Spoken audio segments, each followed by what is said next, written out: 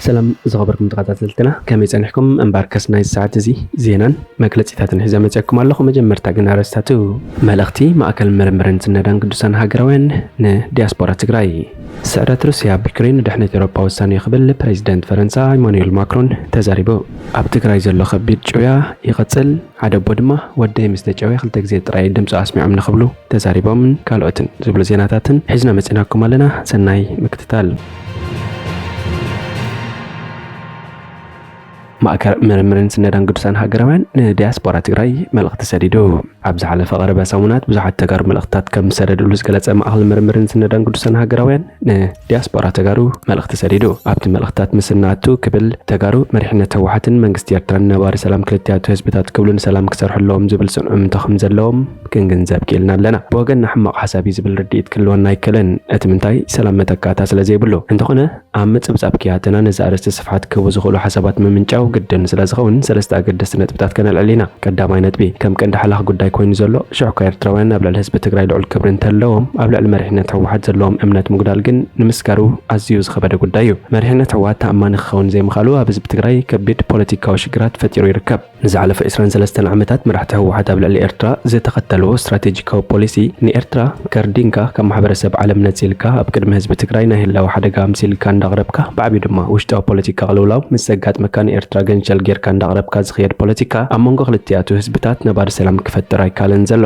ህወሓት ኣብ ልዕሊ ህዝቢ ኤርትራን 20 ዓመታት ዝተኸተለቶ ፖሊሲ ኣብ ክንድመ ምኽንያት ፈጢርካ ዝኽየድ ብትብዓት ክፍተሽን ትምህርቲ ክቕሰመሉን ግድን እዩ ነዚ ኸይዘገርካ ዝመጽእ ስትራቴጂካዊ ሰላም ክህሉ ይከለን ኣብዚ ኸይጠቐስናዮ ክንሓልፍ ዘይንኽእል ጉዳይ እንተሃልዩ ኣብ ሜዳታት ትግራይ ዝቐርቡ ልሂቃን ኣብ ልዕሊ ህዝብን መንግስትን ኤርትራ ኣብ ልዕሊ ልዕላውነት ኤርትራን ዘለዎም ኣመለኻኽታ ኣብ ህዝቢ ኤርትራ ጠርጣረታት ከበርኹን ስጋታት ከዕርጉን ምጽንሖም ቀንዲ ካብቲ ሓንካሪ ጉዳይ ኮይኑ ዘሎ እዩ ህዝቢ ትግራይ ነዞም ሰባት ዓቀብ ክብሎም ዘይምኻሉ ብሓቂ ዘተዓዛዝብ ኮይኑ ዘሎ እዩ ካልኣይ ነጥቢ መሪሕነት ህወሓት ኣብ ስልታዊ ዝምድና እምበር ንነዊሕ ዝጥምትን ዝምድና ክልቲያቱ ህዝብታት ዘደልድል ስትራቴጂካዊ ዝምድና ዘይኣምን ፖለቲካዊ ሓይሊ ብምዃኑ እውን ቅርዑ ጽምዶ ክፍጠር ጸጊሙ ዘሎ እዩ ህወሓት ብፖለቲካ ኢትዮጵያ ዝምዘን ሓይሊ ብምዃኑን ቀንዲ ፖለቲካዊ መደብ ስርሑ ኣብ ውሽጢ ኢትዮጵያ ስልጣን ምጭባጥን ዝብል ብምዃኑ ንረብሓ ህዝቢ ትግራይ ገደስቲ ዝበሃሉ ሽርክነታውያን ዝምድናታት ክፈጥር ኣዝዩ ዝጽገም ሓይሊ እዩ እዚ ንዝሓለፉ 20 ዓመታት ዝተዓዘብናዮን ከም ተመክሮ ስጋታት ዝፈጥርን እዩ በንጻሩ ወገን ህዝብን መንግስትን ኤርትራ ስልታውን ዝምድናታት ኣብ ህዝብታት ነባርነት ኣለዎም ዝብል እምነት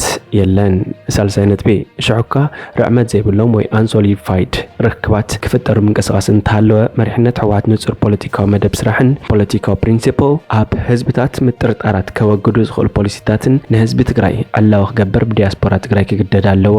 ብሓደ ሸነኽ ኣብ ልዕሊ ኤርትራ ቀጻለዎ ቀሳ እንዳገበርካ ብኻልእ ሸነኽ ድማ ነባሪ ሰላም ከም እትደሊ ክትዛረብ ተገራጫዊ መልእኽቲ መስደድ ዝዓግተ ክህሉ ይከለን ኣብ መደምደምታ ዲያስፖራ ትግራይ ኣብ ልዕሊ መሪሕነት ህወሓት ከቢድ ጽልዋ ከም ዘለዎ መጠን ነዚ ብብዙሓት ተጋሩ ዝለዓል ዘሎ ናይ ሰላም ሓሳብ ኣባይታ ክሰርሐሉ ይግባእ ሚድያታት ትግራይ እውን ኣብ ህዝብታት ነውፅእ ዝፈጥሩ ተኽተኽቲ ኣርስታት ካብ ምዝርጋሕ ክጠቡ ግድን ኣለዎም ህዝቢ ዘጋጭ ኣርስታት እንዳመረጽካ ጠርጣረታት ከም ዝዓርጉ እንዳገበርካ መንግስታት ተረጋጊኦም ንኸይሓስቡ እንዳሰራሕካ ዝመጽእ ሰላም ከተኽህሉ ከም ዘይክእል ድሮ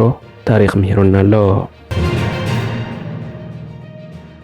سعرات روسيا بيوكرين دحنت أوروبا والسانيو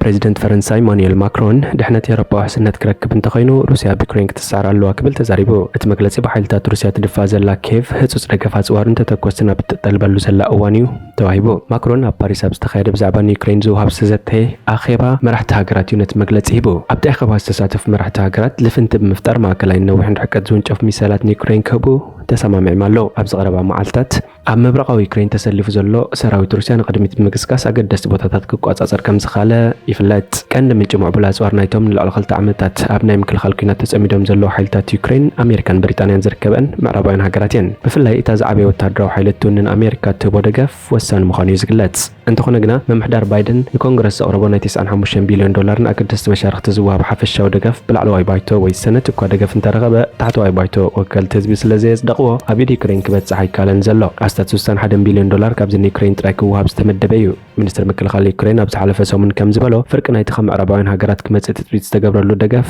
ተደናጊሎ ቀዳማይ ሚኒስትር ብሪጣንያ ሪሺ ሱናክ ድሕሪ መግለጺ ማክሮን ኣብ ዝሃቦ ሬቶ ብዘይካ ኣብ ስልጣን ዝሳተፉ ውሕዳት ወታደራዊ ኪላታት ሃገሩ ኣብ ዩክሬን ዓቢ ሓይሊ ናይ ምውፋር መደብ ከም ዘይብላ ተዛሪቡ ጀርመን ስዊድን ፖላንድን ቼክ ሪፐብሊክን ብወገነን ሰራዊት ናይ ምውፋር ውጥን ከም ዘይብለን ኣፍሊጠን ኣለዋ ኣብ ዝሓለፈ ዓርቢ ሃንጋሪ ነቲ ፕሬዚደንት ቤት ምክሪ ሕብረት ኤውሮፓ ቻርልስ ሚሸል ተላከ እቲ ሕብረት ሕብረት ንዩክሬን ዘለዎ ዘይዕጸፍ ደገፍ ዝገልጽ ሰነድ ከይወጽእ ዓጊታቶ ነይራ። እቲ ምስ ፕሬዚደንት ሩስያ ቭላድሚር ፑቲን ቅርበት ከም ዘለዎ ዝነገረሉ ቀዳማይ ሚኒስትር ሃንጋሪ ቪክቶር ኦርባን ነቲ ኣንጻር ሩስያ ዝግበር ውሳኔታት እቲ ሕብረት ክዕንቅፎ መጽንሑ ይፍለጥ። ሚኒስትር ጉዳያት ወጻኢ ሃንጋሪ ሎም ኣብ ዝሃቦ መግለጺ ሃገሩ ናብ ዩክሬን ኣጽዋር ይኹን ወታደራት ከም ዘይትለእኽ ኣፍሊጡ ኣሎ። ኩናት ዩክሬን ከበቅዕ ኣለዎ ክሰፍሕ ይብሉን ክብል ፒተር ሲጃርቶ ተዛሪቡ። ኣፈኛ ክሬምሊን ድሚትሪ ፔስኮቭ ኣብ ዝሃቦ ግብረ መልሲ መግለጺ ማክሮን ኣዝዩ ኣገዳሲ ባእታዊ ክብል ምግላጽ ንረብሓ ሃገራት ወታደራዊ ኪናት ሰሜን ኣትላንቲክ ወይ ኔቶ ይኮነን ኢሉ። ዋና ጸሓፊ ኔቶ ጄንስ ስቶልተንበርግ ብወገኑ እቲ ኺዳን ወታደራት ብዛዕባ ምስዳድ ከም ዘይተላዘበ ብምግላጽ ነቲ ኬቭ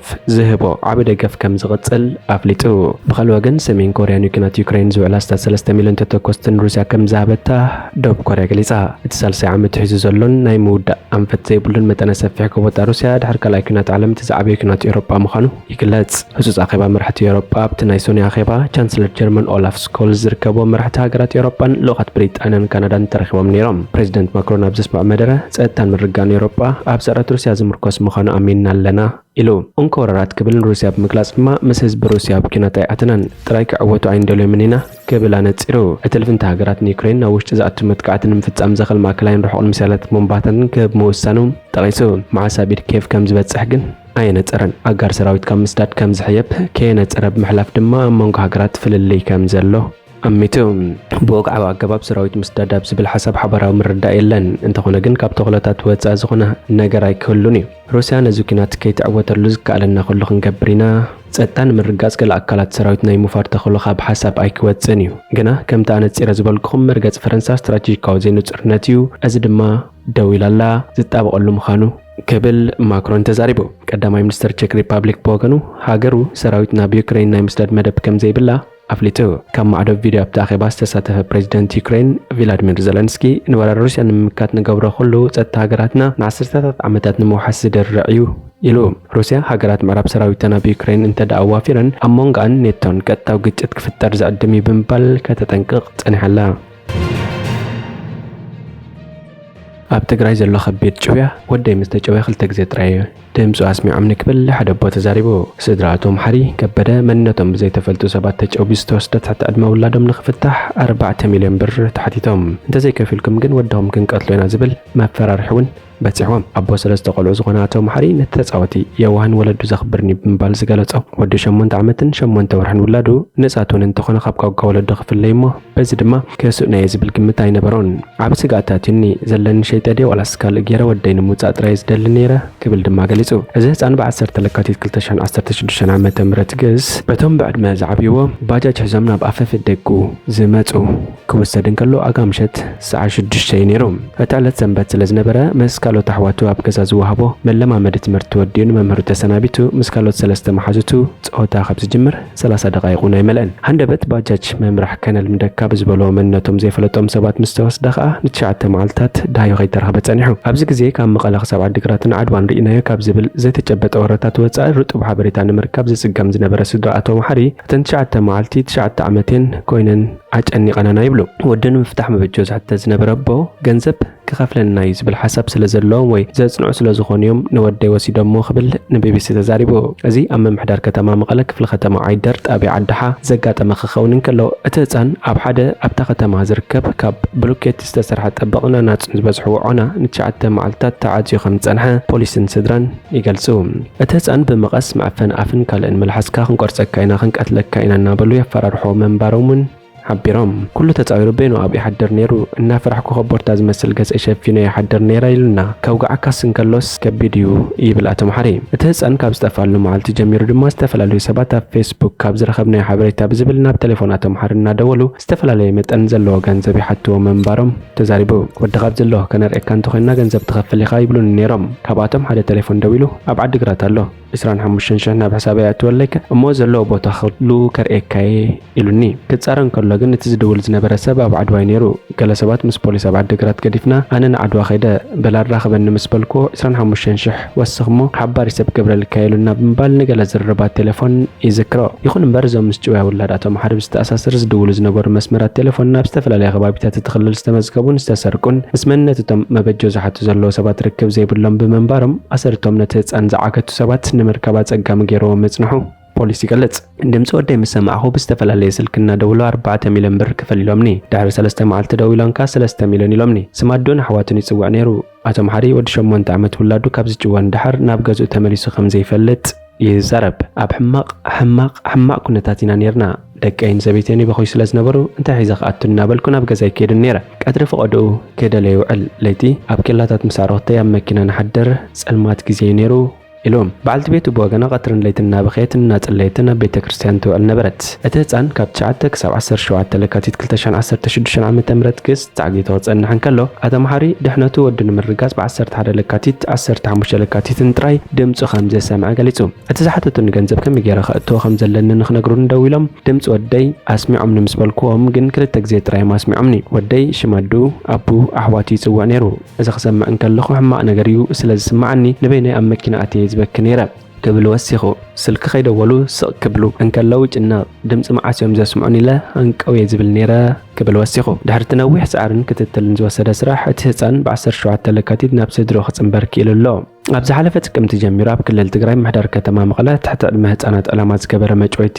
ቆልዑ ከጋጥም ከም ዝተረኣየ ሓበሬታ ፖሊስ የረድእ እዚ ተግባር ዝፍጽሙ ዘለዉ ሰባት ድማ መብዛሕትኡ ግዜ ብልሙድ ባጃት ተባሂለን ዝጽውዓን ሕብረተሰብ ኣገልግሎት መጓዓዝያ ብምሃብ ዝተለምዳ በዓል 3 እግሪ መጓዓዝያ ይጥቀሙ ምህላውን ይሕበር ብፍላይ ካብ ጥቅምቲ ክሳብ ሕጂ ኣብ ክፍለ ከተማ ቀዳማይ ወያነ ክፍለ ከተማ ሓድነትን ካልኦት ከባቢታትን እታ ከተማ ካብ ቤት ትምህርቲ ጨወም ቆልዑ ክወስዱ ዝተተሓዙ ጥርጥራት ምህላዎም ኣዛዚ ፖሊስ መቀለ ኮማንደር አንድነት ታደሰ ንቢቢሲ ገሊጹ እዞም ግዳያትካ ታሕቲ ዕድመ ዝኾኑ ኣወዳትና ዋልድን ይርከቦም ጉዳይ ዞም ጥርጥራት ኣብ ምጽራይ ከም ዝርከብ ምስ ጨውያ ውላድ ኣቶ ብዝተሓሓስ ዝተጠርጠሩ ሓንቲ ጓል ኣንስተይቲ እትርከቦም 11 ውልቀ ሰባት ተታሒዞም ትማልና ቤት ፍርዲ ከም ዝቐረቡን ኣረድዩ ድሕረ ባይታ ኣብ ዝተግባራት ዝሳተፉ ዘለዉ ሰባት ዝተሓተተ ኮማንደር እዚ ገበን ዋላ ብዙሕ ኣብ ትግራይ ዝተለምደ እንተዘይኮነ ምስ ገበን ከትሪ ዘይሕጋዊ ሰነዳት ብምስራሕ ዝፍለጡ ገንዘብ ዝሓቱ ኣለዉ ድሕረ ባይቶም ብተደጋጋሚ ዝኽሰተሉ ዘሎ ጉዳይ ግን መጽናዕቲ የድልዩ ኢሎም ኣብ ትግራይ ብፍላይ ድሕሪ ንኽልተ ዓመታት ዝተኻየደ ኩናት ሰሜን ኢትዮጵያ ሰፊሕ ሓጓፍ ጸጥታን ድሕነትን ነጊሱ ምህላው ኣብ ዝተፈላለዩ እዋናት ክግለጽ ጸኒሑ أمباركس تخبركم تخطاتلتنا ناي ساعة زي زينة ومستنادو نابزي فتسم عدش سنة مكتتل سبسكرايب شير لايك كومنت مقبارا يترسعيكم سلام